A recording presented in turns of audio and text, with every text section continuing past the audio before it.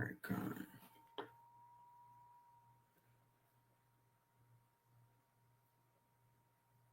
Shalom, shalom. I'm checking the stream now.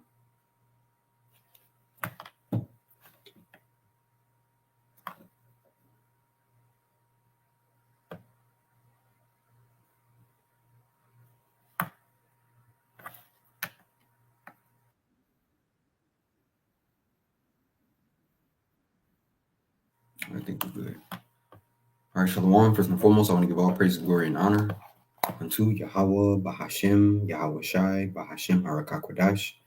Double honors unto the apostles and elders of GMS Great Millstone, and a sincere shalom to Yakim, bringing out this word in diligence and in truth. And as you see, the title of the lesson is How to Study One-on-One, Efficient Tools and Annotation. Hey, shalom, Abiyah. Yahbashma Shabrakatah. Now, this lesson, is basically coming off of inspiration to, brothers that may not know, or just new brothers that are listening, man.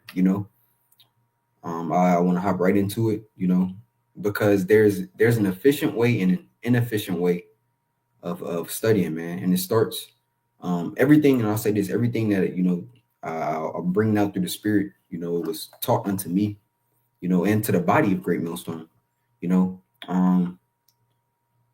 and as our apostles and our elders have said, essentially, hey, when you're studying, make sure that you have your paper, your pen, your highlighters, make sure you have these things on hand, because it's easy to watch videos and just listen, and you can get into the habit of just listening unto videos.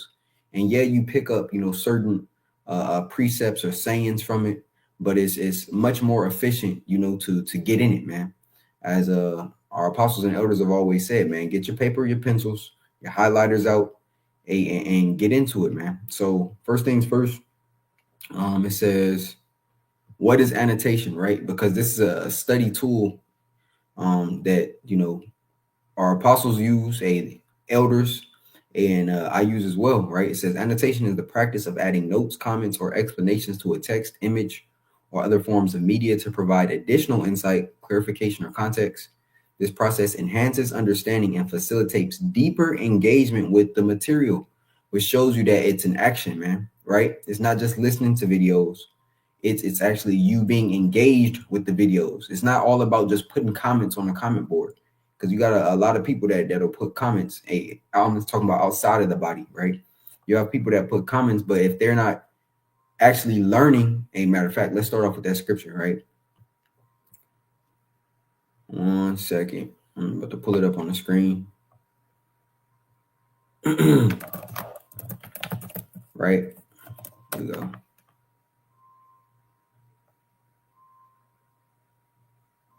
Here we go. There's Proverbs 4 and 7. Well, brothers can see it. Here we go. Yeah, Proverbs 4. As a matter of fact, I'll start here at 5. It says, get wisdom, get understanding, forget it not, neither decline from the words of my mouth. Forsake her not, and she shall preserve thee.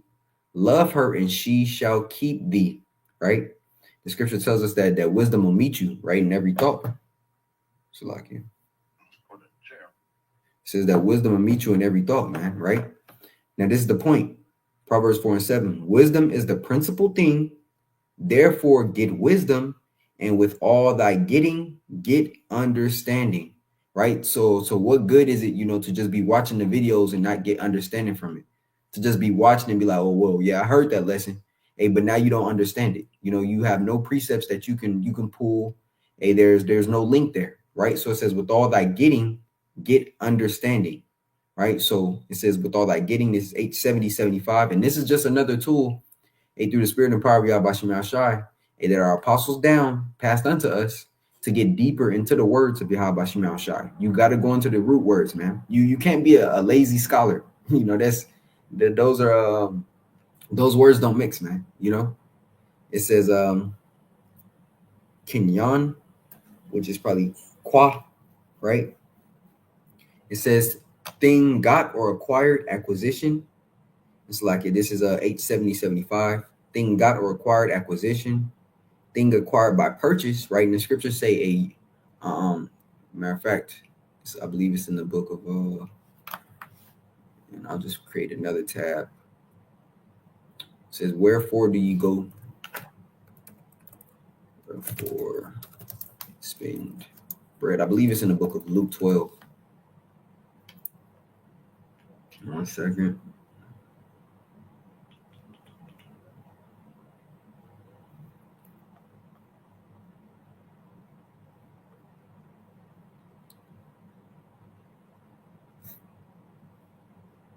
So we can spend that bread. Isaiah 55, Salah. Here we go. This is Isaiah 55 and 2, right? Because the scriptures speak about for precept must be upon precept, precept upon precept, line upon line, line upon line, right? So this is how we connect, ultimately the big picture through the spirit, right? From precepts upon precept. Now it says thing got or acquired, thing acquired by purchase. Now we understand that the scriptures say, buy the truth, sell it not, right? And ultimately you're buying it with your time, with your attention, right? So as we go here, oops, here we go.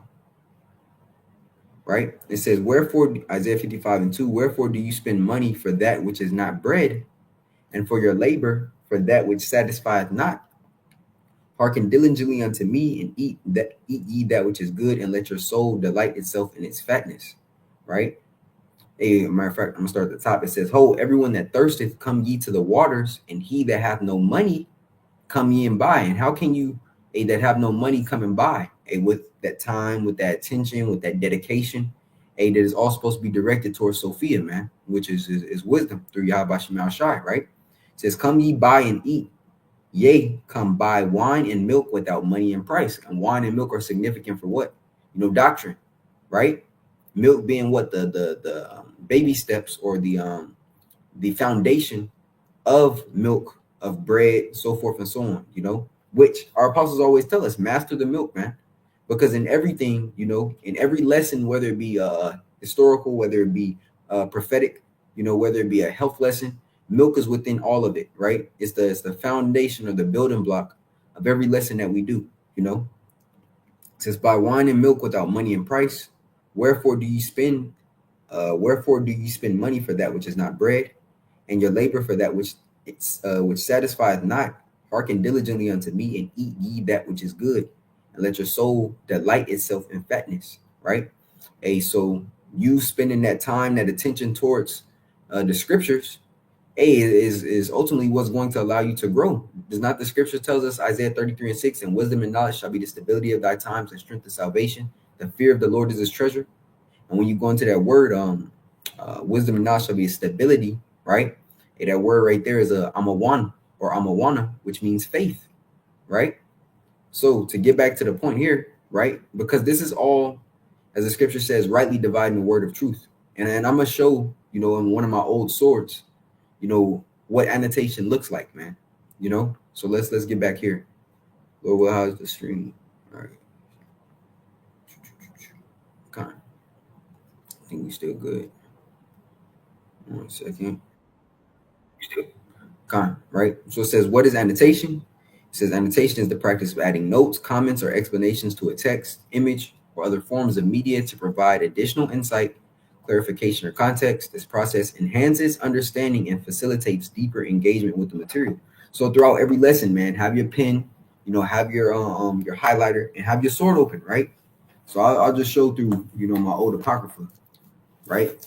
And when you look at brothers' swords out on the highways and hedges, brothers went through, multiple swords, man, because when you actually using it, it gets beat up, man. You have your tape on it, you may be missing a back page, or your pages look, torn, but that's because we're actually using it. You go into the Christian church and look at the Bible that they got in the front, and it's pristine condition, man. Never been flipped open. A certain chapters will never be read, or looked at, because that's just not how they function. They ultimately don't have the spirit of Yahweh Shema Shai within them, to navigate, the holy word, man. So I'll go to just this particular chapter, right? This is Second Esdras, just to show, right? Second Esdras 6, right? And you see, Lord will, hopefully you can be able to see it. But in the margins, you mark in the margins your precepts that are links, right? So I'll just show it here. You know, you may not be able to see it, but that's second Ezra 6 and 55, right? Well, you can see. But this is how you study. Once you see, or you may hear a precept, right? You're listening, boom. Let's see, we're going into second Ezra 6 and 55. All this have I spoken before thee, O Lord, because thou madest the world for our sakes. Now, through time, through watching various lessons, through getting more understanding, and you see, okay, what links with second Ezra 56? What's the topic at hand? And that's the key about annotation. You're ultimately creating a spark notes or a simplified version of what you're reading in order to break down the main points, and from there you have subtopics, so forth and so on, man. But you're capturing the purpose of what you're reading, you know. And as we see here, it says definition and annotation is a note added to a text or diagram that explains, comments on, or provides additional information about the content, right? So next to my second Ezra 6, right, I have second Ezra 5 and 23, right? And when you go to second Ezra 5 and 23, it says what? And said, O Lord, thou bearest of every wood of the earth and of all the trees thereof, thou hast chosen thee one vine. And when you continue to read, it says, of all lands of the whole world, thou hast chosen thee one pit, and of all the flowers thereof, one lily. Right? So how does this match? It matches because it's speaking that the Lord has favorites. Yahweh Bashim Yahushua has favorites, man. Right? And he set aside what's special unto him, what's nigh unto him, right? And here it is, it's naming what the Lord's favorites are, right? What Yahweh's favorites are. It says, thou hast chosen thee only one vine, and of all lands of the whole world, thou hast chosen thee one pit, and of all the flowers thereof, one lily, and of all the depths of the sea, thou hast filled thee one river, and of all the builded cities, thou hast hallowed Zion unto thyself, right? And of all the fowls that are created, thou hast named thee one dove, and of all the cattle that are made, thou hast provided thee one sheep. And among all multitudes of people, and this is the point, thou hast gotten thee one people, and thou gavest this people whom thou lovest, thou gavest a law that is approved of all. And now, O Lord, why hast thou given this one people over unto many, and upon the one root hast thou prepared others? And why hast thou scattered thy only one people among? So this is just a correlation or a connecting scripture unto that second Ezra 6 and 55, right? And then you got what Isaiah 40, right? So these are links that you should be putting and should be connecting not only in your mind, but also in your sword, man. Because sometimes we forget, but you want to make sure that these precepts that are marked are automatic. It's the same thing when you're out at camp. You're bringing out precepts that connect into the topic. Well, study the same way, right? Make sure that your studying is efficient, right? Because a lot of times you're just in the motion of listening to a video. No, get into it, man, right? Matter of fact, I want to grab another precept here, right? And this is, and hey, it starts with our apostles down, man. Our apostles and our elders, because they set forth these steps in which we're walking in, man. As the scripture says, we've entered into other men's labors, right?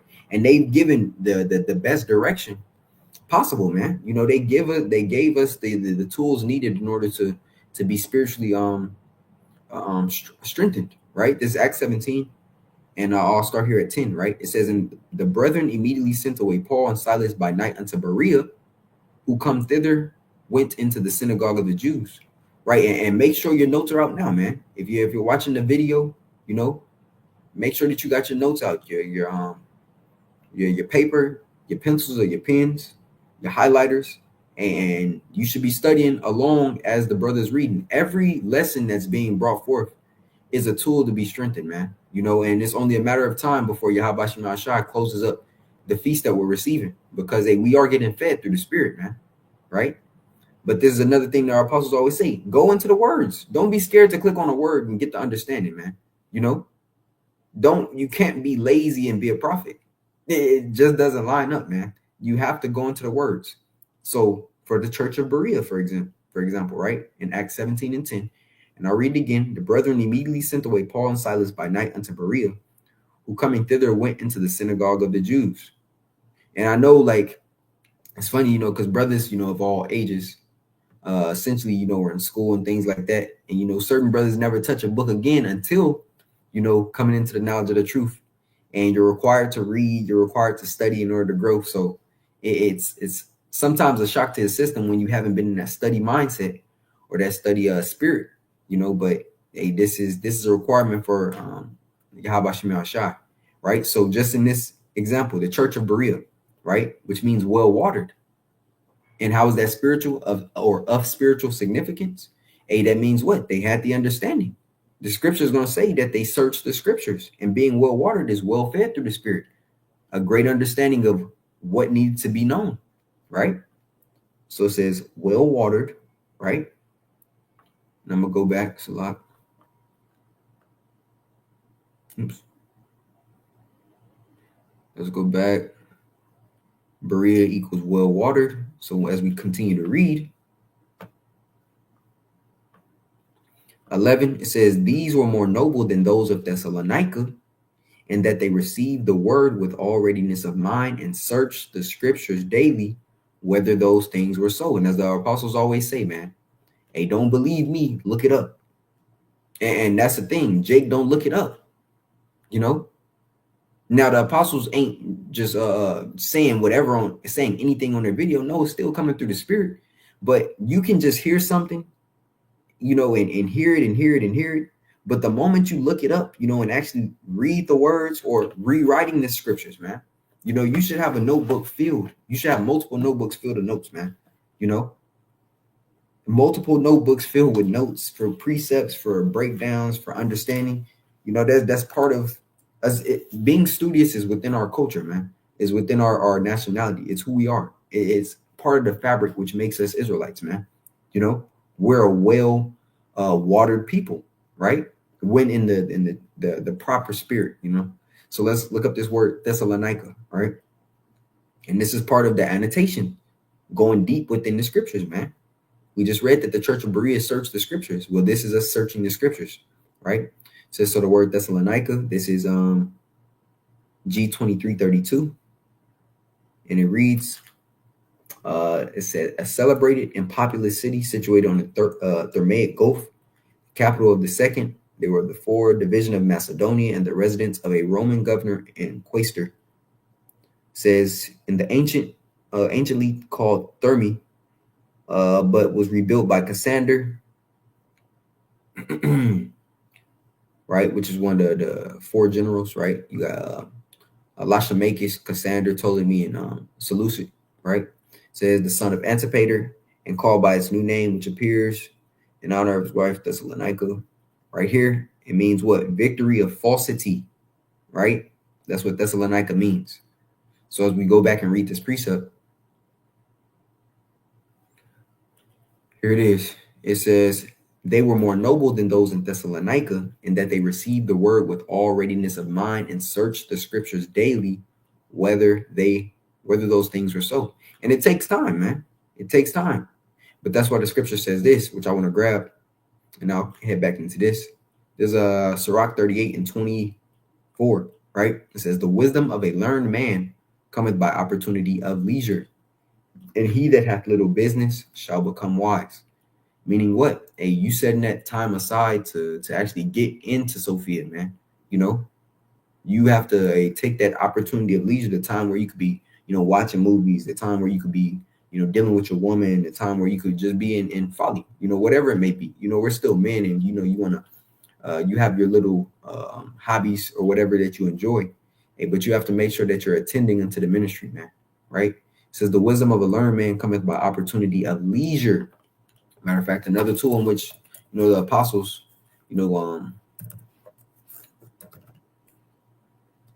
showed us.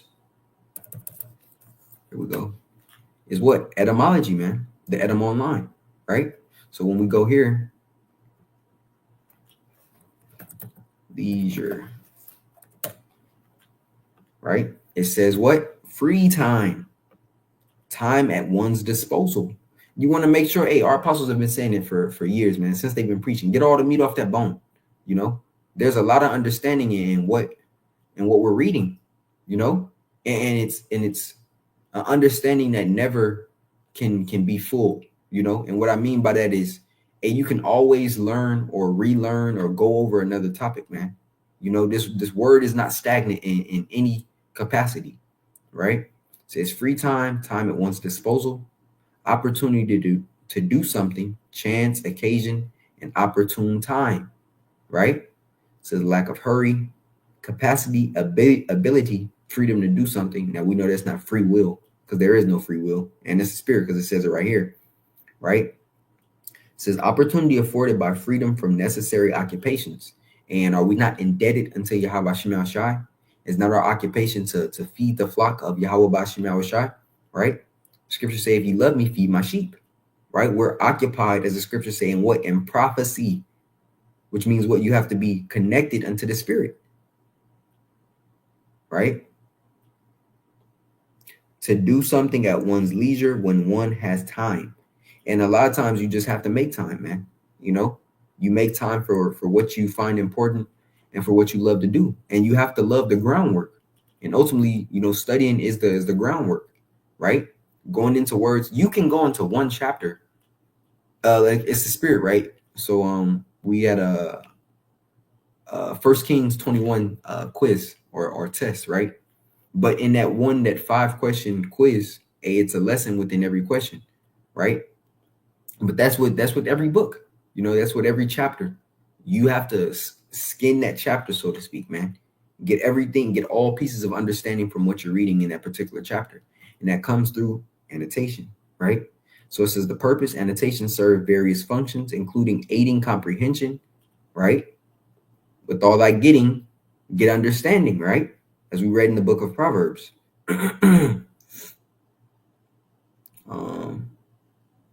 Slacky, we didn't read that yet. 1 second. I gotta read that. I don't think I read it yet, but I'll get to it. But to go back here, right? It says, matter of fact, now I'm gonna ask them to give me an image, right? And AI is another tool. I remember when, it wasn't as popular, as it's grown. I've been using AI for studying, for a little moment. But it says annotations serve various functions, including aiding comprehension, highlighting important points, posing questions, or offering critiques. They are commonly used in literature, academic texts, legal documents, and digital media, right? Synonyms for annotations. Matter of fact, let's look at what annotation is in the Edom. Annotate. It says a comment upon, remark upon, in notes. Right, you have a site called Spark Notes, man, and it's essentially just annotations on every chapter of a particular book, that you're interested in knowing, man. Right? It's a Spark Notes, and really through the spirit, the crop of fruit that Yahweh Shema Shai is bringing in now. The Spark Notes is a great way in order to get understanding in a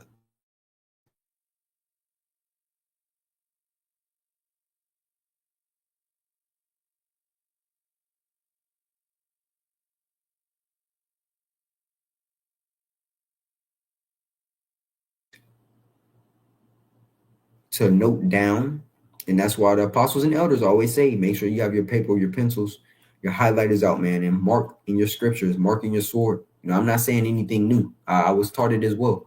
But I know it's brothers and sisters who may be new, specifically brothers, because the flock of the Lord's pasture are men, but who are new unto the body and may not know how to study, right? So, all things unto edification, right? It says observe, remark, note down, to mark, to note, to make a note, to mark, sign, means of recognition. So that's for the word annotate, right? Let's see if you see more here. All right, that's the point. Now to get back, here we go. Share this tab.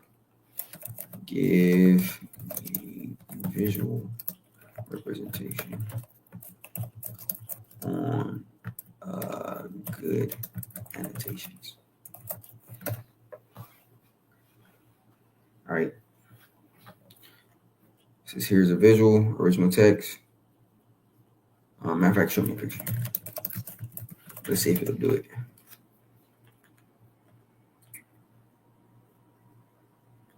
Here we go. Right. So here's the visual representations. All right, it's not showing the visual representations. So what I'll do is I'll do this 1 second. Visual representations of proper annotation. Right. So the images. Here we go. Boom. Which, when you here we go, open image tab, right? This is proper annotation, man. Right. See, and Esau profits off a market of you can't really see it. He profits off a market of quote unquote study Bibles, right? Study Bibles are ultimately just annotated scriptures, right? In the margins, it has, oh, this connects to this part of history, or this connects to this chapter, right? But it's wrong because it's not the it's still Christian, it's not the breakdown of the true scriptures, So we have to make our own annotations. There's no study Bible for Hebrew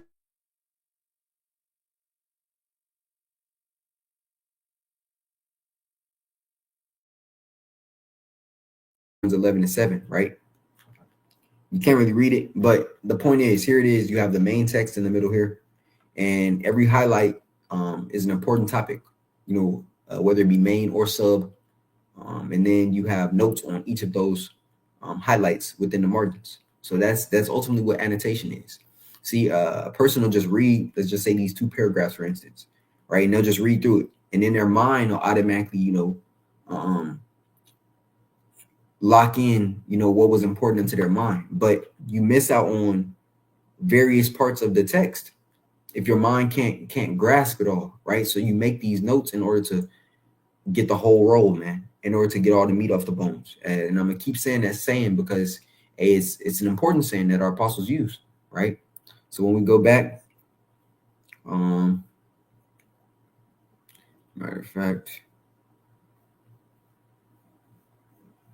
to this here, and I'm gonna read again. Proverbs 4:7, wisdom is a principal thing, therefore get wisdom, and with all thy getting, get understanding. And that's through efficient studying. Efficient studying, man. Now I want to grab, because I was reading in the book of Acts 17, right? The church of Berea versus the church of Thessalonica, right? And it said they searched the scriptures daily, right?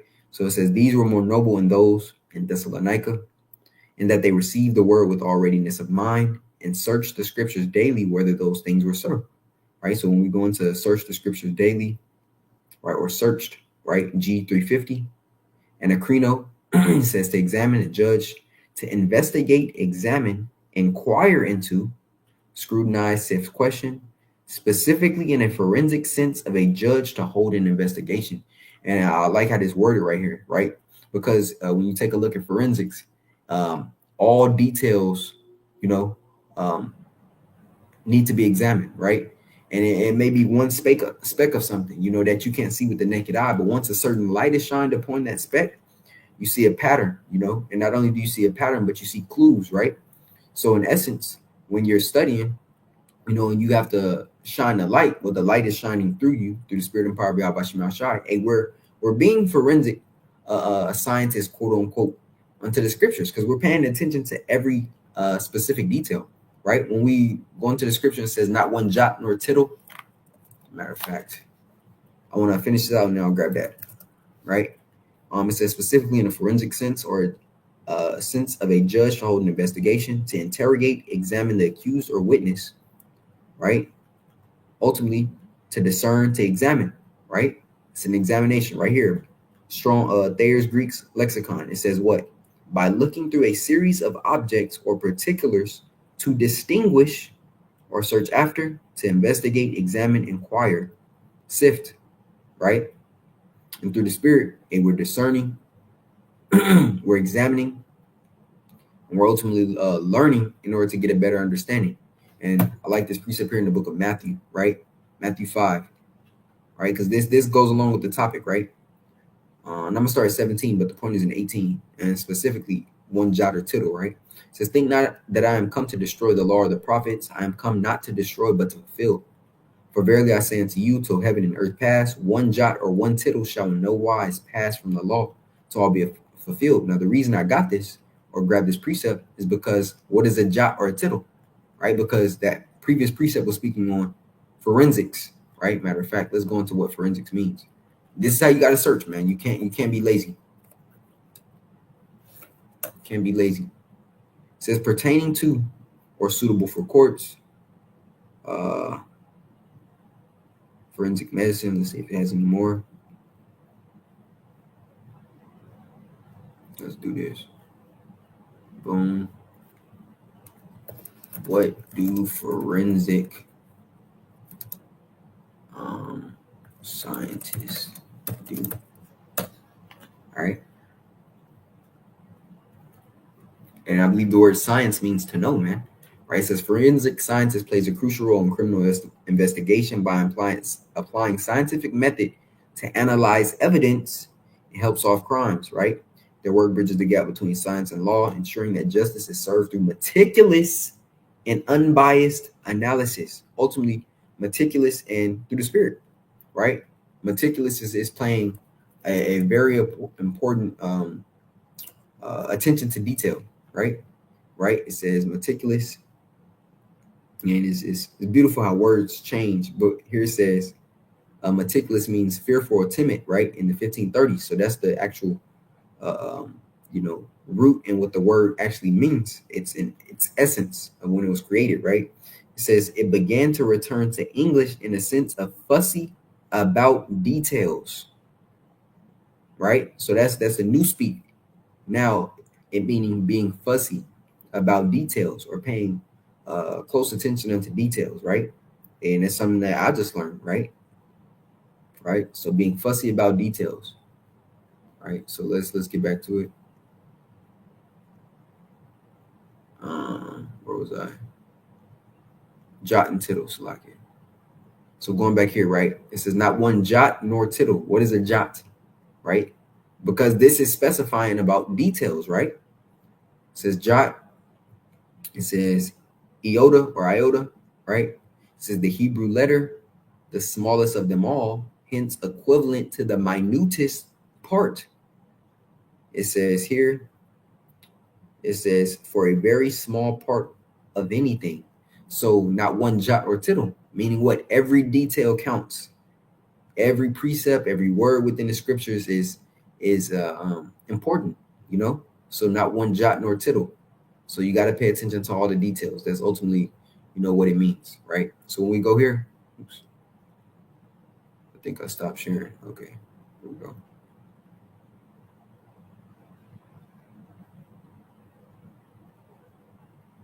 Let's go into this 2 Timothy, right? The 2 Timothy 2, and I'll read here at the 15th verse, right? It says, study to show thyself approved unto Yahweh by Hashem Yahushai, a workman, right? And study to show thyself approved. What does that word approved mean? G1384, dokimos or dokimas, meaning approved or tried, properly acceptable, right? Properly acceptable, man. Accepting, pleasing unto Yahweh Shemashai, and make sure that you're actually being a vessel, fit. You don't want to just be playing with the Lord's money, man. You want to make sure that since He gave you this word, since He bestowed this knowledge upon you, that you're actually applying and using it, for the benefit of the ministry, man. And for yourself as well, right? So study to show thyself approved, right, or acceptable unto Yahweh Shemashai, right? A workman that needeth not to be ashamed, rightly dividing the word of truth, right? Because if you've been paying attention and watching, we've been doing a lot of videos on false doctrine and leaven, man, because these men aren't rightly dividing the word of truth, and it's ultimately because Yahweh Shemashai's spirit doesn't rest within a malicious soul, man. So here they are remixing doctrines and trying to get more people to listen, by chopping and screwing it, man. And ultimately, all they're doing is building up a case for themselves. And Yahweh Shemashai is going to take them out for not properly dissecting His word, man, by adding extra unto it, right? This is G3718, and it's or thought omeo or thotomeo. And it's beautiful because when you get into these words too, you see how it just how more lines up, man. Sometimes with certain words, you're not you may know it because of the root word, right? All in being scholars. Tomos means what? Sharper, right? Sharp is what? Keen, right? Keen sense. Ultimately, being sharp within the scriptures is you understanding the breakdowns, man. And not only the breakdowns, but being profitable, and applying wisdom in your daily life, because you can know as many precepts, you can know all the precepts and still be unprofitable, right? Unprofitable unto yourself, right? So orthotomeo, this is G3718. It says from a compound of G3717 and base of G5114 to make a straight cut, to dissect, right? Expound correctly the divine message. Woo! There it is, right? To make a straight cut, right? Because the scripture says, matter of fact, I'm gonna grab it, right? The scripture says, for what? Precept must be upon precept, precept upon precept, line upon line, line upon line, in the book of Isaiah, the 28th chapter. I'm gonna grab it. Here we go. This is Isaiah 28 and 10. Matter of fact, I'm gonna start here at 9. Right? It says, whom shall he teach knowledge, and whom shall he make to understand doctrine? Them that are weaned from the milk, going back to that foundation, right? And drawn from the breast, right? For precept must be upon precept. This is 10, 28 and 10. For precept must be upon precept, precept upon precept, line upon line, line upon line, here a little and there a little. So meaning what? You're going to be jumping from book to book. You may be in Matthew, then you may end up in Habakkuk. You may go from Habakkuk to Tobit. You may go from Tobit to Ephesians. You may go from Ephesians to Second Thessalonians, right? So here a little and there a little, man. You're finding the connection. See, and the people of the world aren't able to do this ultimately because the spirit of Yahweh Shem Shai just don't rest with them. If the spirit ain't working with you, these precepts aren't going to line up. You can teach Jake all about the false doctrine of the virgin birth and go through every scripture. You can go into Isaiah, you can go into the book of Matthew, you can go into Luke, you can go back into the law with Mary basically adhering unto the law of being unclean from a male child, right? You can go through all these precepts, but if Yahweh Shem Shai ain't supping with that man in his mind, through his spirit, all that is it's not gonna make any sense to him, right? It's not gonna make any sense. It's gonna be basically you talking to a wall, right? So it's a gift that we're able to understand, man, and it's beautiful. Call alarm Yahweh Shem Shai, man. Hey, because the scriptures say many men and kings have desired. And let's grab that. So like I'm gonna finish this out. For with stammering lips and another tongue, he will speak to this people. For to whom he said, it's like I'll just type that right there. It says, to whom he said, this is the rest wherewith he may cause the weary to rest, right? Because in this we have hope, right? We have an expectation. And this is the refreshing, yet they would not hear. And ultimately, because they're blinded. He that hath ears, let him hear what the spirit of Yahweh Shem Shai saying to the churches, right? It's 13. But the word of Yahweh by Hashem Yahweh Shai was unto them upon precept, precept upon precept, line upon line, line upon line, here a little and there a little, that they might go and fall backward and be broken and snared and taken, right? Now let's grab this. So like, yeah. Oops. Kings desired. Right? So Luke 10. And that's the thing about the blue letter as well. You have to spell it exact and put it exact, for a majority part. Now, when you go into this link here, right, the KJV Online, and they have a app as well, right? You can kind of put that sporadic phrase of words that fit into the precept, and it'll pull out that precept for you. But the blue letter, you gotta be a little bit more specific, But this Luke 10, I'm gonna start here. 22. All things are delivered to me. I believe I'm still. Yep, we still on. It's Luke 10:22. All things are delivered to me of my Father, and no man knoweth who the Son is, but the Father, and who the Father is, but the Son, and he to whom the Son will reveal him. And he turned unto his disciples and said privately, right? Blessed are the eyes which see the things that ye see. For I tell you that many prophets and kings have desired to see those things which ye see and have not seen them, and to hear those things which ye hear and have not heard them, right? And it's the spirit because I believe last week, Apostle Ramab and the elder brother Kanak, from San Fran, GMS San Fran, they brought out this precept, and the apostle went into how this scripture is talking about, the prophets of ancient, and as well as, past kings, because now Yahweh Shem Shai has opened up, the understanding. See, when the prophets had the dreams and visions of the times and the destruction that they see today, they could only explain it with the words that they had, in their time. There was no such word for missile, for ICBM, but they did have arrow, right? They seen a wheel in the wheel. They couldn't just say UAP or it's an unidentified flying object. They said, I see a wheel within a wheel. I see a flying scroll, right? And then on top of that, them seeing the MOTB, they didn't necessarily, they knew, that it was a device, right? That's why when we go into Revelation 13 and it speaks about stigma, it speaks about charagma and then karax and graphos.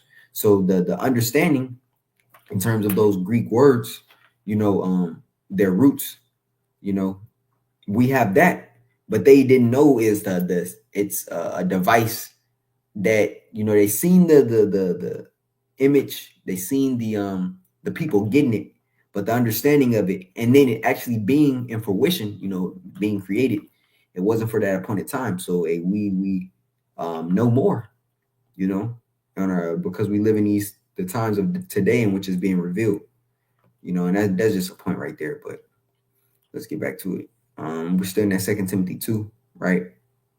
And these are all precepts, that connect into the topic to learn how to annotate, man. Going back to this here, knowing how to annotate and learning how to annotate, because it is an educational tool. Students annotate material to reinforce learning and facilitate review. Now we understand faith cometh by hearing, right? But when you put that extra work in, that whole understanding comes to you, if the Lord is supping with you, right? Legal research, annotated statutes provide summaries of relevant court decisions, aiding legal professionals. Right, read this. We went to the Edom for that word annotate. So going back to 2 Timothy 2 for that word, I believe is rightly dividing, right? To cut straight, to hold a straight course, equivalent to do right. That's nice. It says dropping the idea of cutting, to make straight and smooth, to handle aright, right? Rightfully dividing the word of truth, as it says, to teach the truth correctly and directly. It says to cut new veins in mining, dropping the notion of cutting. Hey, and that's funny that it says it, to cut new veins in mining, because that's ultimately meaning when you strike gold, right? Or when you hit oil, you ultimately come into new wealth, which in the spirit you come into understanding. It says to make straight and smooth, to handle right, to teach the truth directly and correctly, right? So that's for rightly dividing. Let's go back to it. It says rightly dividing the word of truth. Let's see. That was a point. Let's see if I have any more precepts. Luke 10. Okay, read that. Read this. I read Proverbs 4. Matter of fact, I'm gonna read 20. All right, this Proverbs 4:20. It says, my son, attend to my words, incline thine ear unto my sayings. Let them not depart from thine eyes. Keep them in the midst of thy heart. And when we go into this word attend, 87181, Kwasab or Kwashab. Kwashab. Kwashab, right? It says to incline and tend of ears, to be attentive, to hearken, to pay attention, to give attention, to cause to attend, to mark, right? To prick up the ears. That's the point. All right, there. We read that. We read this. Read that. I'm gonna finish out. I'm gonna read this again. Yeah, I'm gonna pretty much close out, man. Make sure I hit all my precepts. Gone. Hey, but this is also a part of being hot, fervent for Yahweh Hashem Yahshua. As Apostle Tar always brings out, the precept and revelation about a not being lukewarm but being hot, right? So I'm gonna share this one more time, right? Sirach 38:24. The wisdom of a learned man cometh by opportunity of leisure, and he that hath little business shall become wise. Get into the precepts, man. Get into the chapters of history, and annotate them, break them down through the spirit. And another thing as well, literally, you can go on YouTube and I'll show it, man. I'll show it. I'll show it 1 second. Daniel, let's just say Daniel 5, right? Great millstone. You can literally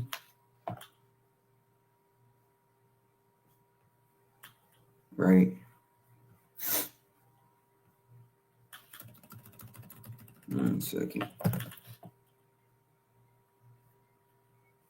Because I know I did a lesson on this as well.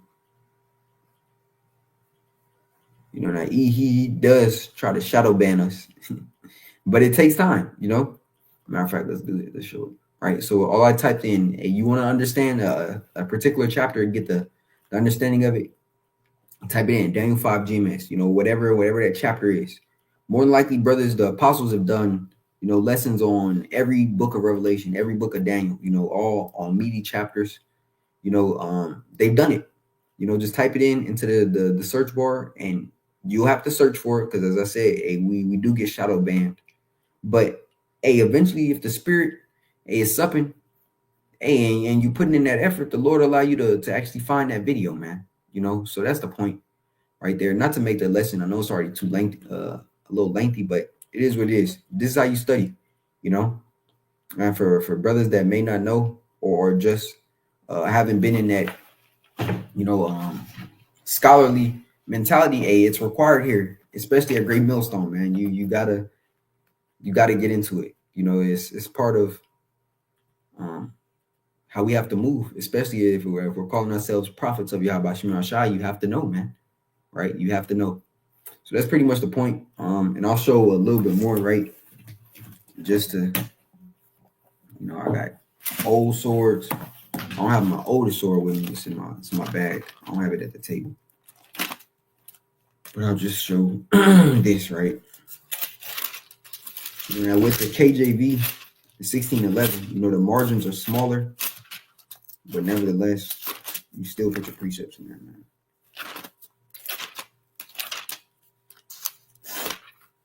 All right, let's go.